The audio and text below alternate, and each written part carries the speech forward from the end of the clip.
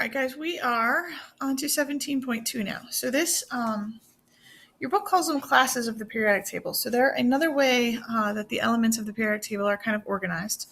So we started talking about the periods and the groups yesterday, or on the last lesson, sorry. And now we're kind of looking at them as classes, or kind of how they're all related in quality, okay?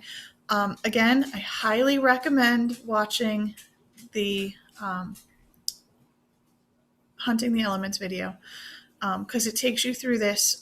There's a segment about making a bell and alloys and metals, and it's really neat, and it takes you to like an electron microscope. So dig back through the assignments and find it. It's definitely worth your time, and it'll make answering the questions and understanding this a lot easier. So if you look at the periodic table on the left-hand side, okay, everything kind of starting on the left-hand side is called a metal, okay? And when I say the word metal, you guys think of, I don't know, tin foil, aluminum, a car. You know what a metal is in your head, okay? The words that are under here are just the official descriptive terms, okay? So metals are all of those things. They're shiny, they're ductile, they're malleable, they're good conductors of heat and electricity. Most of them are solids at room temperature. And let me scroll down a little bit. So those are the qualities of a metal, okay? Ductile, what does that mean? Okay, ductile is the ability to pull into a wire. Okay, so if I grab a hunk of iron out of the ground, or gold, or copper, or whatever the metal is, and I grab onto both ends of it and I pull hard enough, now I would need metal, or I would need tools to do that, but if I grabbed hard enough, I could actually pull that metal into a wire. Okay, and that's a quality of metals because of the way they hold onto their electrons, and how they, how I can hit them or pull them without them shattering or breaking. Okay, there's a link to a video about candy canes. I know, Mrs. Kelsey, you're crazy, but it's only a couple minutes long. It's good. I've shown it for years. It's a minute long. You can handle it.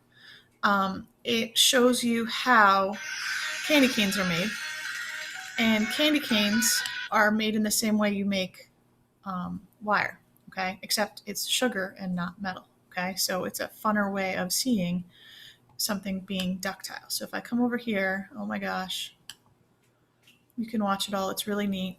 It's all made by hand. Go away, add, play. I have slow internet. Okay, here it is. So what they do is they take that giant candy cane and they pull it, making it into the candy canes that you guys eat. Okay? So watch that. It's a minute long. It's worth your time. It's pretty neat. Okay? All right, so back to the notes. Malleable is able to be hammered. Oh, let me make myself blue again. Blue.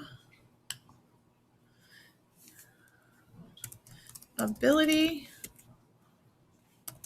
to be hammered into sheets.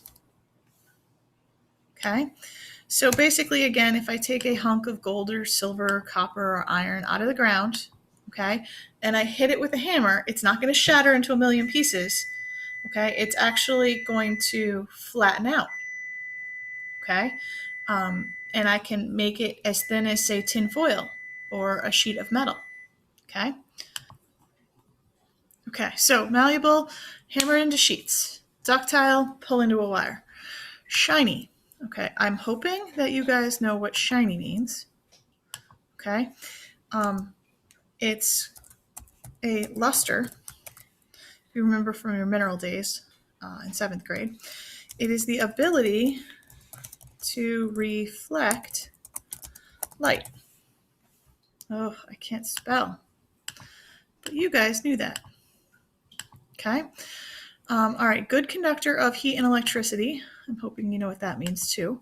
So all metal is a good conductor. Some are better than others, but all metal conducts heat and electricity. And this is because metals hold their electrons loosely. Okay, so they don't actually hold very tight to their electrons, so they kind of let them go. So electricity is the flow of electrons through something. So electrons can move easily between the atoms, like in a wire. Okay. All metals are solids at room temperature, except for mercury, which is element Hg. Okay. That's the exception to that rule. All right, so then we flip over from the left side of the table all the way over to the right-hand side, okay? Again, metals start on the left, but most of the periodic table is actually a metal, okay? So if we flip all the way over to the other side, non-metals, they are the opposite of metals, okay? Hang on, blue. I need to be blue. Opposite of metals. Try that again. Make it blue. Most of the nonmetals are gases at room temperature, like oxygen and nitrogen, all of those things, okay? Some of them, a few of them, are solids, okay? They're what's called brittle solids. So they break really easily, okay? They will shatter if hit with a hammer, or you could also think of it as they crumble easily. Okay.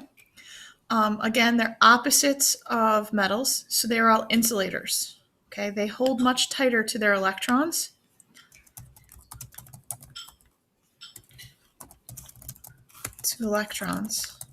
Okay, so they don't conduct electricity. They don't let electrons flow easily. That we actually use them as insulators, things that, for example, wrap around the outside of a wire or the rubber in your shoes, things that do not conduct heat or electricity, or like in a thermos, we put a layer of gas in between the metal to keep the heat from not flowing, okay?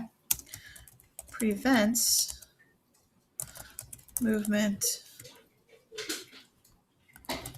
of electrons, okay?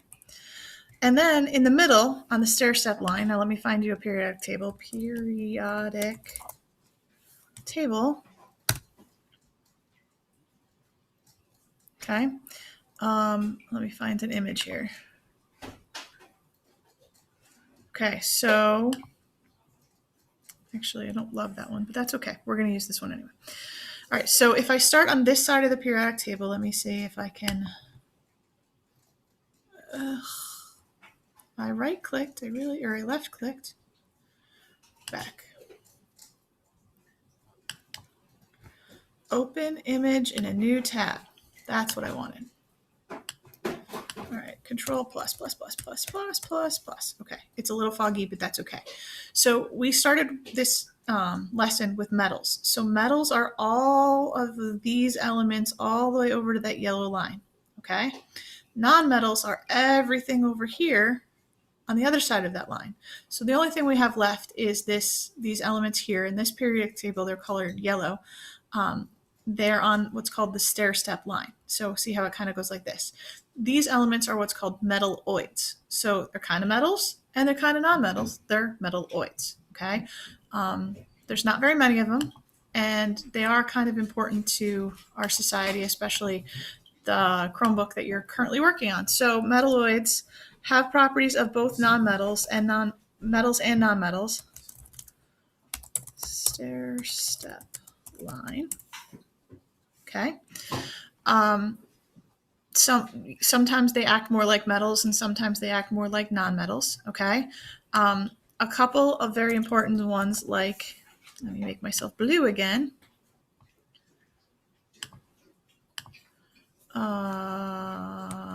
Silicon and germanium, okay, are two metalloids that are on the stair-step line, and they are both what's called semiconductors. So at low temperatures, they are great conductors of electricity. but at normal or high temp, they are insulators. And we use this when we're designing computer circuit boards, and we need to control. Okay, so those are the three classes of the periodic table: metals, nonmetals, and then metalloids. Okay, really, if you remember the definition for metals really well in all of those very specific terms, all you have to do is flip it over for nonmetals. There's really no specific terms there. And then metalloids are somewhere in between. Okay. The periodic table also has a really interesting idea about elements and electrons. So I can actually guess the chemical structure of an element by its location on the periodic table. Okay, so it's a organizational pattern of the periodic table. So like I can organize our high school by grade. I can organize our high school A to Z.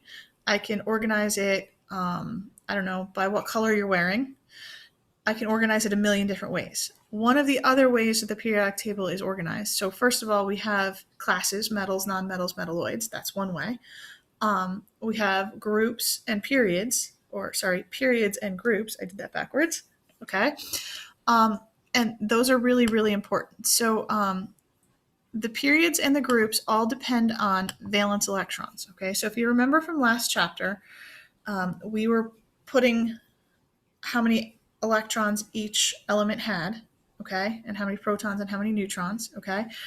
I can then organize the electrons even more, okay, and normally we would spend a lot of time on this, but it's one of those things that I kind of need to be there for you to help you because it's a little bit complicated. So based on Bohr models, which we didn't really spend any time on, okay, electrons go in shells.